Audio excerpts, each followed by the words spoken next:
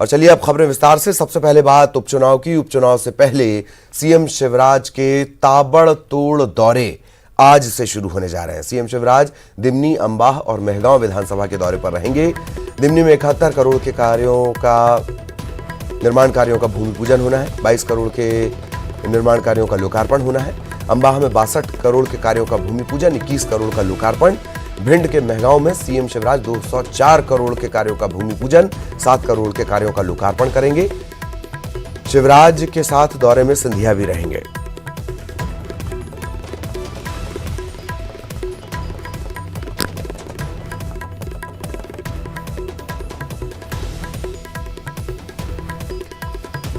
सहयोगी शरद इस वक्त हमारे साथ जुड़े हुए हैं। शरद के पास आपको लिए चलेंगे।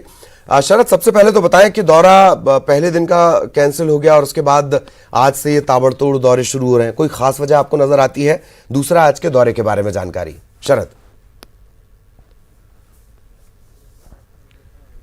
बिल्कुल, देखिए आपने सही कहा है। पहले मुख्यमंत्री शिवराज सिंह चौहान के जो दौरे बने थे वो 9 तारीख से 14 तारीख के बीच के थे, लेकिन कल का उनका दौरा रद्द हुआ। उसके पीछे की वजह ये रही कि बीजेपी के जो राष्ट्रीय संगठन महामंत्री हैं BL संतोष, वो भोपाल आ रहे थे और भोपाल में कल उन्होंने कई महत्वपूर्ण बैठकें ली, जिसमें मुख्यमंत्री शिवराज सिंह चौहान खुद भी मौजूद रहे।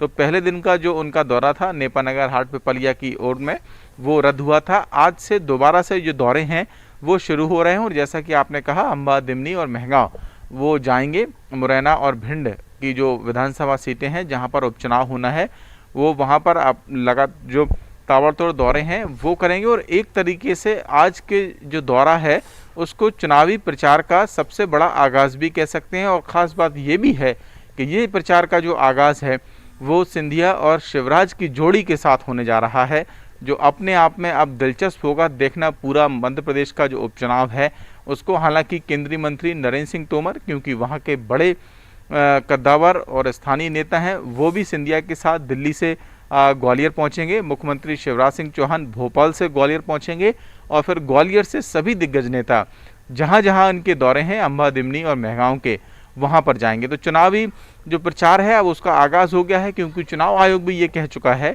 कि चुनाव 29 नवंबर से पहले कभी भी करा लिए जाएंगे। उसका मतलब ये है कि चुनाव की तारीखें भी संभवतः इसी महीने में अनाउंस कर दी जाएंगी। तो फिर अब कोरोना को साइडलाइन करते हुए जो प्रचार का दौर है वो तेज हो रहा है। जी, यह शायद कहा जाए तो कोरोना शुरुआत से ही साइडलाइन है, कुर्सी केंद्र में है। खैर, ये बातें होती रहेंगी। शरद, बहुत बहुत शुक्रिया आपका, लेकिन आप बने रहें। एक और अहम खबर हम अपने दर्शकों को देने जा रहे हैं और उसके बाद आपसे जानकारी लेंगे। आज बाढ़ आपदा का आकलन करने के लिए केंद्रीय दल यहां पर पहुंचने वाला है और कल से 3 दिवसीय दौरा शुरू हो जाएगा। बाढ़ प्रभावित इलाकों में हुए नुकसान का आकलन ये केंद्रीय दल करेगा। 10 से 12 सितंबर तक मध्य प्रदेश के दौरे पर यह रहेगा।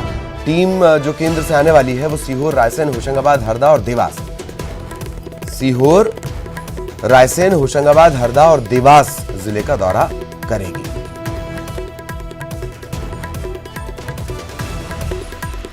शरद लगातार हमारे साथ बने हुए हैं। शरद, केंद्रीय टीम का दौरा, क्या आपको किसी नाम की कमी? ये 5 नाम तो हमने बता दिए हैं, सीहोर, रायसेन, होशंगाबाद, हरदा और देवास। क्या आपको कोई और नाम इसमें कम लगता है शरद? बिल्कुल, देखिए आज से ही ये दौरा शुरू हो रहा है केंद्रीय दल का और 3 दिनों तक चलेगा। 10, 11 और 12 तारीख को जो केंद्रीय दल के सदस्य हैं वो बाढ़ प्रभावित जो ज़िले हैं वहाँ का दौरा करेंगे। आशुतोष अग्निहोत्री जो संयुक्त सचिव हैं केंद्र सरकार में, उनके नेतृत्व में एक टीम मध्य प्रदेश आज पहुँच रही है, जिसमें कृषि, पंचायत एवं ग्रामीण विकास, सड़क, वित्त जैसे विभागों की जो अधिकारी हैं वो भी शामिल होंगे। देखिए, जो ज़िले आपने बताए हैं, वैसे तो अगस्त के आखिरी महीने में पूरे मध्य प्रदेश में ही बाढ़ का जो प्रकोप है वो देखने को मिला था, लेकिन इन जिलों में सबसे ज़्यादा जो असर है बाढ़ का वो देखने को मिला और किसानों की जो फसलें और लोगों के घरों का और आवास का जो नुकसान है वो सबसे ज़्यादा इन्हीं जिलों में हुआ था। लिहाजा ये जो फैसला किया गया है केंद्रीय दल की ओर से दौरा करने का, वो इन्हीं ज़िलों में किया गया है। और अगर आपको याद हो तो इससे पहले जब फसल बीमा की जो तारीख है उसको बढ़ाने की बात आई थी तो भी इन्हीं ज़िलों में बढ़ाई गई थी, क्योंकि ये कहा गया, क्योंकि मुख्यमंत्री शिवराज सिंह चौहान ने खुद भी जो बाढ़ प्रभावित इलाके हैं उनका दौरा किया था और ये पाया था कि सीहोर, होशंगाबाद, देवास, रायसेन, ये ऐसे ज़िले हैं जहां पर सबसे ज़्यादा नुकसान हुआ है। हालांकि विपक्ष की ओर से मांग ये जरूर की गई थी कि जो दायरा है वो और बढ़ाया जाना चाहिए। फसल बीमा को लेकर भी उन्होंने कहा कि दायरा बढ़ाया जाना चाहिए। संभवतः आज से जब जांच दल आ रहा है आकलन करने के लिए तो भी ये बात उठेगी, लेकिन ज़रूरी यही है कि जो ज़िले ज़्यादा प्रभावित हों पहले उनका आकलन किया जाए और फिर बाद में अगर कहीं लगता है कि कुछ ज़िले छूट गए हैं तो फिर सरकार को उन पर भी ध्यान देने की ज़रूरत है। चलिए, बहुत बहुत शुक्रिया आपका इस तमाम जानकारी के लिए। सहयोगी शरद हमारे साथ लगातार बने हुए थे। और उपचुनाव को लेकर बीजेपी की बुधवार को एक मैराथन बैठक चली है। इस बैठक में बीजेपी के संगठन मंत्री BL संतोष भी शामिल हुए। बैठक में मुख्यमंत्री शिवराज सिंह चौहान, प्रदेश अध्यक्ष VD शर्मा, सुहास भगत ये भी शामिल हुए। देर रात तक चली इस बैठक में संगठन मंत्री BL संतोष ने मंत्रियों को कड़ा संदेश देते हुए कहा, बहुत ध्यान से सुनिए। BL संतोष ने मंत्रियों को कड़ा संदेश देते हुए कहा कि उपचुनाव में उम्मीदवारों की जीत और हार के जिम्मेदार मंत्री होंगे। नतीजों पर ही मंत्रियों का भविष्य तय होगा। प्रभार वाली सीट पर मंत्रियों को जोर लगाने के निर्देश BL संतोष ने दिए।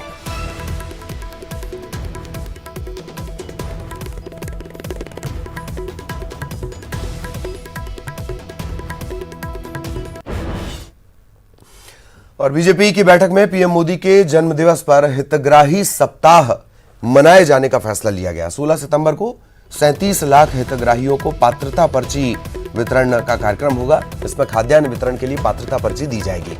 18 सितंबर को 20 लाख किसानों के खाते में किसान सम्मान निधि की राशि जमा होगी।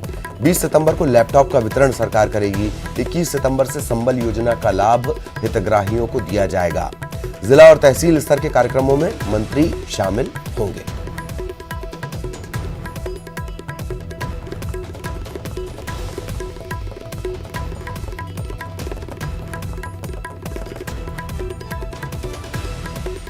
गवर्नमेंट के जो कार्यक्रम है अभी अपने अपने विभाग के जो क्रियान्वयन होना है उनके बारे में हमने अपनी जानकारी दी है। और क्योंकि चुनाव है इसलिए पार्टी के कार्यकर्ताओं को चुनाव के संबंध में जानकारी दी गई। देखिए, कोई भी मंत्री है वो पहले अपनी पार्टी का सिपाही है और पार्टी के सिपाही होने के नाते से चूंकि उपचुनाव है तो सबको हमारी अपनी अपनी ड्यूटी याद है और हम अपने स्तर पे पार्टी के लिए जो जितना बन पड़ेगा काम करने के लिए तैयार है।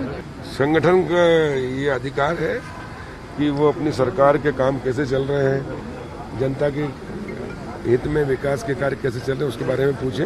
जी, संगठन का जो निर्देश है उसका अक्षरशः पालन करेंगे सर। किस तरीके से भूमिका होगी मंत्रियों के चुनाव को लेकर? वो करके दिखाना है, बोलना नहीं है। महाराष्ट्र से MP को ऑक्सीजन की सप्लाई रोके जाने पर मुख्यमंत्री शिवराज सिंह चौहान का बयान आया है। सीएम शिवराज ने कहा, चिंता न करें, सब ठीक हो जाएगा। ऑक्सीजन सप्लाई को लेकर महाराष्ट्र सरकार की रोक के सवाल पर उन्होंने कहा कि चिंता की कोई बात नहीं है, वो खुद बात करने जा रहे हैं।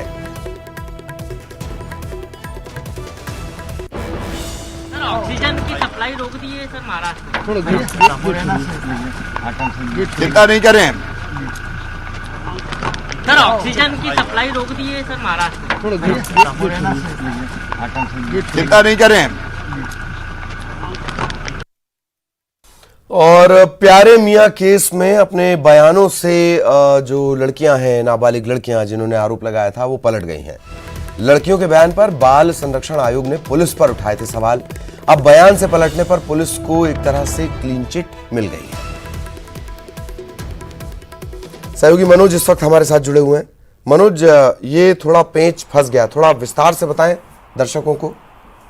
ललित, तो बिल्कुल जिस तरीके से नाबालिग लड़कियों के साथ यौन शोषण का ये मामला 11 जुलाई को सामने आया था और 11 जुलाई को लड़कियां जो है वो पुलिस को नशे की हालत में मिली थी। जिस तरीके की जानकारी पुलिस ने उस दौरान दी थी और पुलिस ने इन्हें थाने में रखा था। हालांकि अगले दिन ये पूरा मामला सामने आया था और ये प्रदेश में हलचल हो गई थी क्योंकि ये काफी बड़ा मामला था और प्यारे मियां जो कि अखबार मालिक थे उनका नाम इस पूरे घटनाक्रम में सामने आया था। उस दौरान तमाम जो टीमें थी, चाहे चाइल्डलाइन की टीम हो, चाहे राज्य बाल संरक्षण आयोग की टीम हो, उनकी टीम ने गोरवी संस्थान में जाके इन लड़कियों से बातचीत की थी, उनके बयान लिए थे। उसी दौरान ये बात सामने निकल कर आई थी कि जो लड़कियां हैं उन्होंने ये बात बाल आयोग की एक महिला सदस्य को अपने बयानों के दौरान ये बताया था कि जो आरोपी है वो घटना के दूसरे दिन एक जो पीड़िता लड़की है उसकी नानी के साथ वहां पर पहुंचा था और लड़कियों को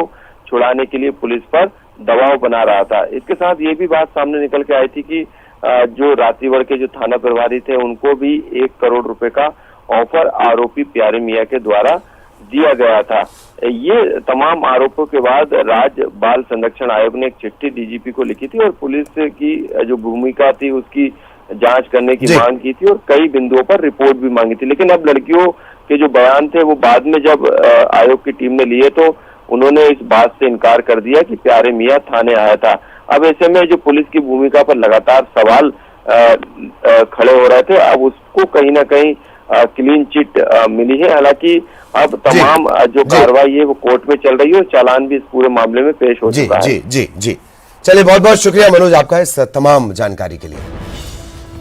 खबर भोपाल से, बैरागढ़ में स्कूली छात्रा से रेप का मामला। राष्ट्रीय बाल आयोग ने नॉर्थ एसपी से 10 दिनों में रिपोर्ट मांगी है। स्कूल संचालक के बेटे ने नशीली दवा पिलाकर रेप किया था, ये आरोप लगे थे।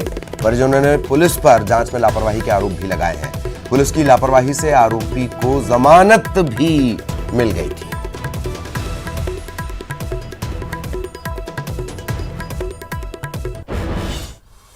और ग्वालियर में मजदूर महिला के साथ गैंगरेप की वारदात सामने आई है। मुरैना से बेटे के साथ ग्वालियर ये महिला आई हुई थी काम की तलाश में, और नरेश प्रजापति और श्याम प्रजापति, इन पर यह आरोप है।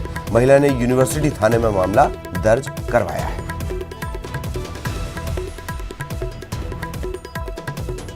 सहयोगी सुशील इस वक्त हमारे साथ जुड़े हुए हैं। सुशील, पूरी जानकारी जी। सुशील, आप तक मेरी आवाज पहुंच रही हो तो पूरी जानकारी हमारे दर्शकों को दें। बिल्कुल, देखिए, ये ग्वालियर मुरैना से एक महिला अपने बेटे के साथ ग्वालियर आई थी और ये मजदूरी करने के लिए आई थी। यहाँ ग्वालियर में उसे ठेकेदार नरेश प्रजापति और श्याम प्रजापति मिले, जिनको ये पहले से जानती थी महिला, मजदूरी इनकी यहाँ पहले की थी।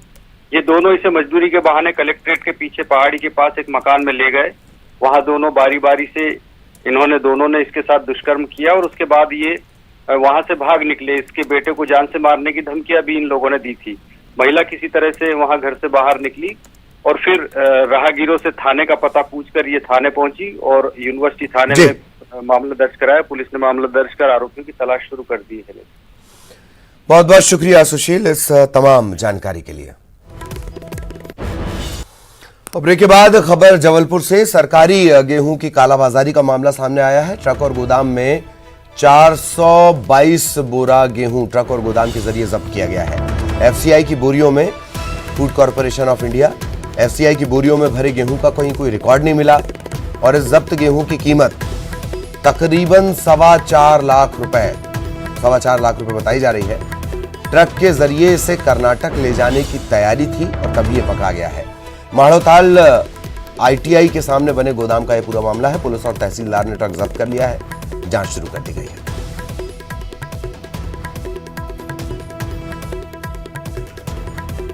कालाबाजारी के खिलाफ एक और बड़ी कार्रवाई,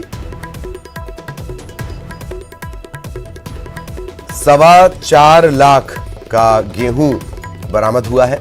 422 बोरे में ये गेहूं रखा हुआ था, कुछ गोदाम में रखा हुआ था, बाकी एक ट्रक में भरा हुआ था।